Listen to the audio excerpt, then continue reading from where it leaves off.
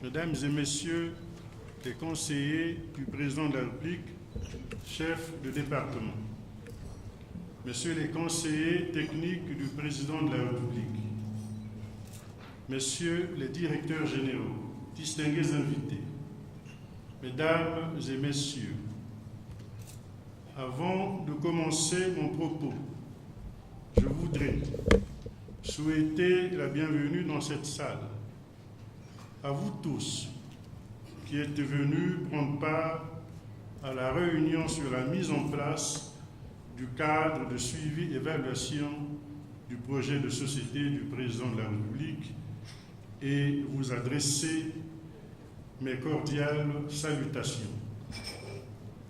En effet, l'élection présidentielle du 20 mars 2016, qui a permis de porter un candidat, le président Denis Sassou Nguesso, à la tête du pays pour un mandat de 5 ans, a eu lieu sur la base de son projet de société intitulé « La marche vers le développement », pour lequel nous avons l'impérieux devoir de créer le plus vite possible les conditions de suivi et d'évaluation.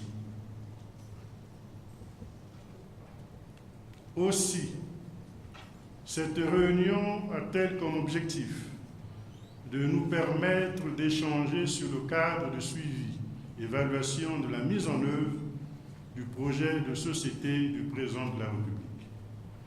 De façon spécifique, il s'agit de passer en revue le projet de société du Président de la République, discuter sur le cas de suivi et évaluation, définir les grandes lignes de l'avant-projet de la feuille de route du futur gouvernement. Mesdames et Messieurs, l'utilité de passer en revue le projet de société du Président de la République réside dans l'impérieuse nécessité de maîtriser et d'intérioriser sa vision qui constituera le socle de l'action du gouvernement. Ainsi, le cabinet du chef de l'État, qui est investi des missions de suivi et évaluation, d'études et de conseils, doit s'imprégner de cette vision pour exercer avec efficacité sa fonction de veille lors de l'opérationnalisation de ce projet de société.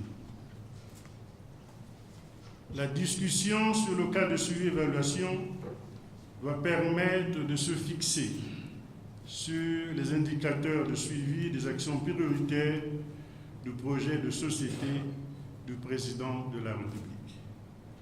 À cet effet, les membres du cabinet du Président de la République doivent s'assurer que les indicateurs retenus aux fins de suivi et évaluation sont des indicateurs pertinents, c'est-à-dire spécifiques, mesurables, acceptables, réalistes ou pertinents, temporels et évaluables.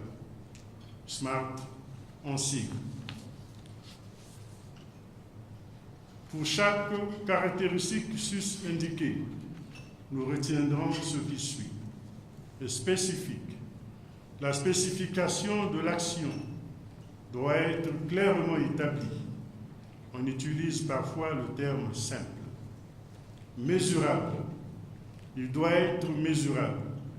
Les indicateurs chiffrés devant être incontestables et reconnus par toutes les parties. Acceptable. Il doit pouvoir être atteint. Il doit être réalisable et réajusté si le contexte change. Réaliste ou pertinent. Il doit être clairement lié à l'action prioritaire mise en œuvre par le ministère qui en a la charge. Temporellement défini. Il doit être inscrit dans le temps avec une date de fin et éventuellement des points intermédiaires. Évaluable, il doit être mesurable ou permettre une appréciation sur l'évaluation de la situation. Mesdames et Messieurs, outre la discussion sur le cas de suivi et évaluation qui nous permettra de nous fixer sur les indicateurs, nous devons définir les grandes lignes de la feuille de route du gouvernement avant sa soumission au président de la République. Il importe de rappeler ici que dans le cadre de l'instauration de la nouvelle République, la responsabilité de l'action gouvernementale incombe au Premier ministre qui a la charge de présenter le programme de son gouvernement devant le Parlement après sa nomination.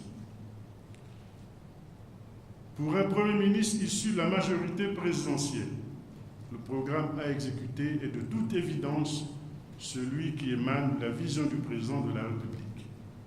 C'est la raison pour laquelle nous devons exploiter le projet de société du président de la République de façon à extraire la feuille de route à proposer au chef de l'État pour l'orientation de l'action gouvernementale. Mesdames et Messieurs, le travail que nous sommes amenés à faire est d'une importance capitale pour rendre opérationnelle la vision du président de la République. Je vous invite à vous investir pleinement dans l'accomplissement de cette noble tâche pour que la vision du président de la République trouve une traduction effective en actions concrètes afin qu'aux yeux de tous, qu'il soit acquis qu'une nouvelle dynamique émerge réellement dans notre pays. Je vous remercie de votre attention.